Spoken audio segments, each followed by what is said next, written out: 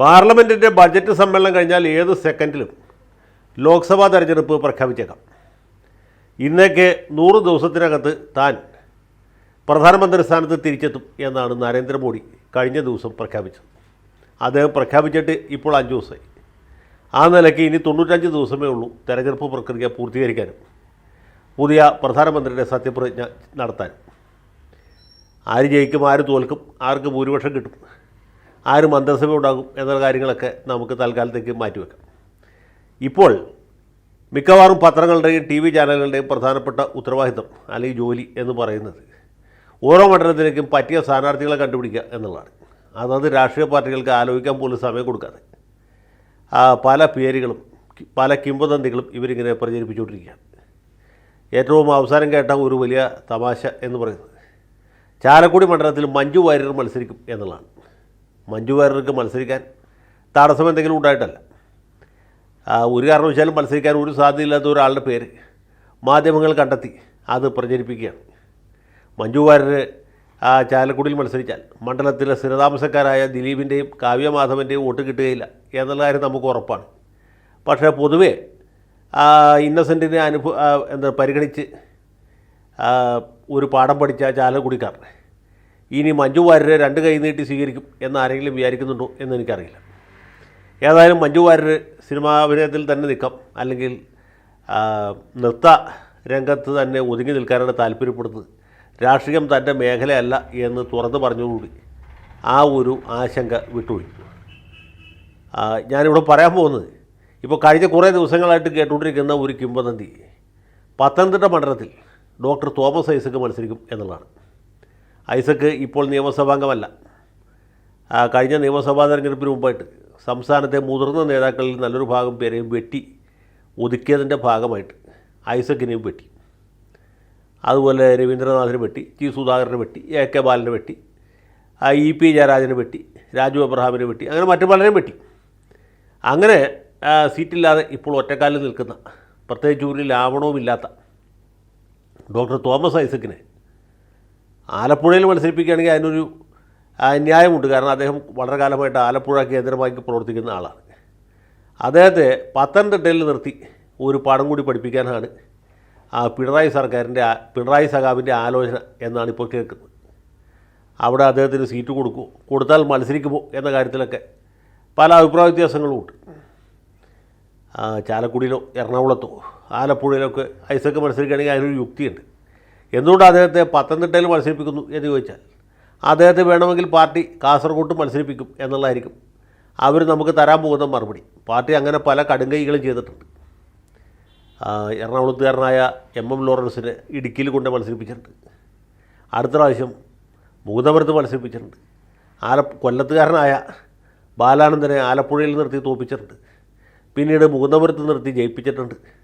അത് കഴിഞ്ഞ് കാസർഗോഡ് കൊണ്ടുപോയി നിർത്തി ഒരു വഴിക്കാക്കിയിട്ടുണ്ട്. ഇങ്ങനെ പല അതിക്രമങ്ങളും ചെയ്തിട്ടുള്ളൊരു പാർട്ടിയാണ് communist party of India Marxist.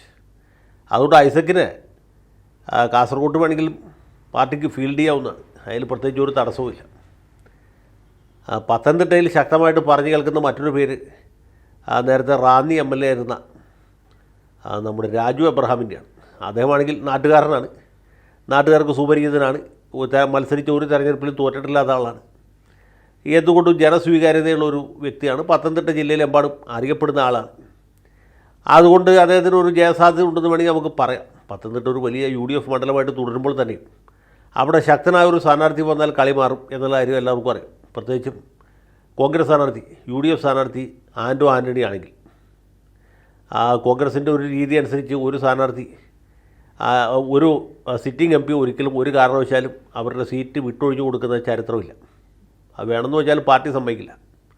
അതാണ് അതിൻ്റെ ഒരു സാധാരണ രീതി. വൈദ്യശാസ്ത്രം പരാജയപ്പെട്ടാൽ മാത്രമേ മറ്റൊരാൾക്ക് അവിടെ സീറ്റ് കിട്ടുകയുള്ളൂ. അതുകൊണ്ട് ആൻ്റണി വീണ്ടും മത്സരിക്കും എന്ന് വിചാരിക്കും. അവിടെ രാജു എബ്രഹാമിനെ പോലെ ശക്തനായ ഒരു സ്ഥാനാർത്ഥി നിൽക്കുകയാണെങ്കിൽ ഒരു പക്ഷേ കളി മാറും. അതിന് പകരം ഇവിടെ ഈ വന്യവയോധികനായ തോമസ് ഐസക്കിനെ പത്തനംതിട്ട കൊണ്ട് നിർത്തിയാൽ അതിൻ്റെ പ്രത്യാഘാതം ഏത് രീതിയിലായിരിക്കും നമുക്ക് ഊഹിക്കാവുന്നുള്ളൂ. ഏതുപോലെന്ന് വെച്ചാൽ ഈ MA ബേബിയെ പണ്ട് കൊല്ലത്ത് നിന്ന് പാർലമെൻറ്റിലേക്ക് മത്സരിപ്പിച്ച പോലെ ആയിരിക്കും. ബേബി കുണ്ട്ര MLA ആയിട്ട് സന്തോഷമായിട്ട് ജീവിക്കുമ്പോഴാണ് അദ്ദേഹത്തെ പാർട്ടി കൊല്ലത്ത് നിന്ന് പാർലമെൻറ്റിലേക്ക് മത്സരിപ്പിക്കുന്നത്. ബേബി അങ്ങനെ ജയിച്ചു പോയാലോ എന്ന് സംശയിച്ച് നമ്മുടെ കാരണഭൂതൻ അവിടെ ചെന്ന് എതിർ സ്ഥാനാർത്ഥിയെക്കുറിച്ച് പരനാറി എന്ന പരാമർശം നടത്തി. അതുകൂടി കൊല്ലത്തുകാർ മൊത്തം എതിരായി. ഒരു മീറ്റിങ്ങിലല്ല, 3 തവണ ഇദ്ദേഹം ആവർത്തിച്ച് ഇവിടെ ഒരു പരനാറി മത്സരിക്കുന്നുണ്ട് എന്ന് പറഞ്ഞു. അത് കേട്ടവർ തെറ്റിദ്ധരിച്ചു ഇത് ബേബിയെ ഉദ്ദേശിച്ചാണ് വിജയൻ സഖാവ് ഇത് പറഞ്ഞത്. അതുകൊണ്ട് ബേബി സഖാവ് തോറ്റുകൂടി അദ്ദേഹത്തിന് വലിയ നിരാശയായി, സങ്കടമായി. പിന്നീട് പുള്ളി ഒരു തെരഞ്ഞെടുപ്പിൽ മത്സരിച്ചിട്ടില്ല. അതൊരു തെരഞ്ഞെടുപ്പ് രാഷ്ട്രീയം തന്നെ ഏതാണ്ട് ഉപേക്ഷിച്ചു. അത് അങ്ങനത്തെ ഒരു അവസ്ഥയിലേക്ക് ഐസക്കിനെ എത്തിക്കണം എന്നുള്ളതാണ് ഈ ബന്ധപ്പെട്ട ആളുകളുടെ താല്പര്യം എന്ന് എനിക്ക് തോന്നുന്നു. ഏതായാലും പത്തനംതിട്ടയിൽ മത്സരിക്കുന്നതിനെക്കുറിച്ച് ഐസക്കിനോട് ചോദിച്ചപ്പോൾ അദ്ദേഹം പറഞ്ഞത് പാർട്ടി പറഞ്ഞാൽ മത്സരിക്കും. പത്തനംതിട്ടയിൽ LDFന് ജയിക്കാൻ പറ്റിയൊരു അന്തരീക്ഷമുണ്ട്, സാഹചര്യമുണ്ട്. പത്തനംതിട്ടയിൽ മത്സരിക്കാൻ പറഞ്ഞാൽ മത്സരിക്കും എന്നുള്ളതാണ്. അദ്ദേഹം ഒരു വാക്കുകൂടി പറഞ്ഞു, പാർട്ടി പറഞ്ഞാൽ ബീഹാറിൽ മത്സരിക്കും എന്നാണ്. ഒന്ന് ആലോചിച്ചു നോക്കൂ, ഈ ഡോക്ടർ തോമസ് ഐസക്ക് ഈ കൊടും തണുപ്പത്ത് ബീഹാറിൽ പോയി മധേപുര മണ്ഡലത്തിൽ അല്ലെങ്കിൽ അതിനപ്പുറത്ത് മുസാഫർപൂർ മണ്ഡലത്തിൽ മത്സരിക്കുന്ന രംഗം എങ്ങനെയായിരിക്കും? കാര്യം ഇവിടത്തേക്കാളും പത്തനംതിട്ടേക്കാളും ജയസാധ്യത അദ്ദേഹത്തിന് മധേപുരയിലുണ്ട്, അല്ലെങ്കിൽ ഗയയിലുണ്ട്, അതല്ലെങ്കിൽ മുസാഫർപൂരിലുണ്ട്. കാരണം അവിടെ ലാലു പ്രസാദ് യാദവിൻ്റെ പാർട്ടിയുമായിട്ട് CPM CPI എന്നീ കക്ഷികൾ സഖ്യത്തിലാണ്. ജയസാധ്യതയുള്ള സീറ്റ് അത്തരം ഈ ഇടതുപക്ഷ പാർട്ടികൾക്ക്, കമ്മ്യൂണിസ്റ്റ് പാർട്ടികൾക്ക് കൊടുക്കും എന്ന കാര്യത്തിലേ സംശയമുള്ളൂ. എങ്കിൽ പോലും ലാലുവിൻ്റെ പാർട്ടിയുമായിട്ട് സഖ്യത്തിലാണ്, അവിടെ കോൺഗ്രസുമായിട്ട് ചങ്ങത്തത്തിലാണ്, ഇന്ത്യ മുന്നണിയുടെ ഭാഗമാണ്. അതുകൊണ്ട് ബീഹാറിൽ മത്സരിച്ചാലും ജയിക്കാം എന്നുള്ളതാണ് ഐസക് സഖാവിൻ്റെ മനോരഥം അല്ലെങ്കിൽ മനോരാജ്യം. ആളുകൾക്ക് സ്വപ്നം കാണാൻ എല്ലാ അർഹതയുണ്ട്, അതിന് പ്രത്യേകിച്ച് യാതൊരു ടാക്സുമില്ല. ഐസക്ക് മന്ത്രിയായിരുന്നപ്പോൾ പോലും, ഐസക്കിൻ്റെ ബഡ്ജറ്റിൽ പോലും സ്വപ്നം കാണുന്നതിന് പ്രത്യേകിച്ച് യാതൊരു നികുതിയും ഏർപ്പെടുത്തിയിരുന്നില്ല.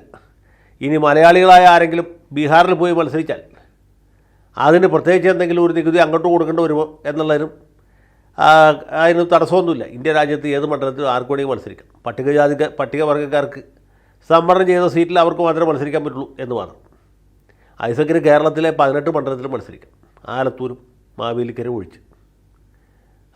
ഇന്ത്യ രാജ്യത്തും അതുപോലെ തന്നെ പട്ടികജാതി പട്ടികവർഗ വിഭാഗങ്ങൾക്ക് സംവരണം ചെയ്ത സീറ്റുകൾ ഒഴിച്ച് എവിടെ വേണമെങ്കിൽ മത്സരിക്കാം.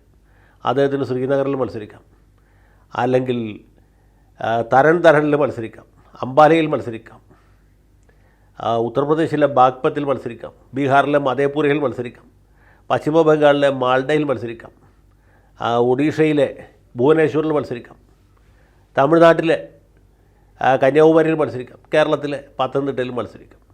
നമുക്കെല്ലാവർക്കും പറ്റും.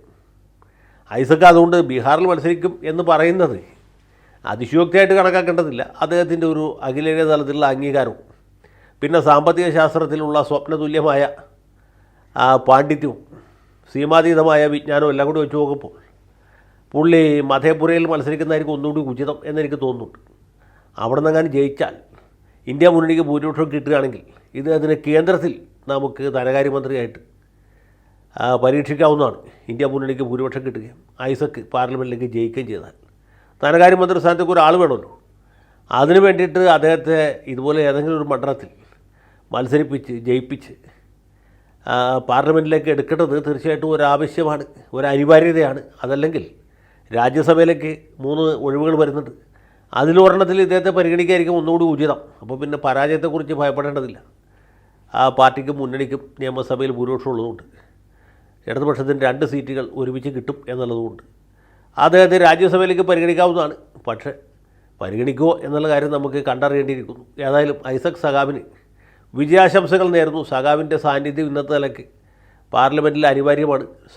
ലോക്സഭയായാലും വിരോധമില്ല, രാജ്യസഭയായാലും വിരോധമില്ല. അദ്ദേഹത്തെ കേന്ദ്രത്തിൽ ധനകാര്യമന്ത്രിയായി കാണാൻ വളരെയധികം ആഗ്രഹിക്കുന്നു. വിജയാശംസകൾ മുൻകൂറായി നേരുന്നു.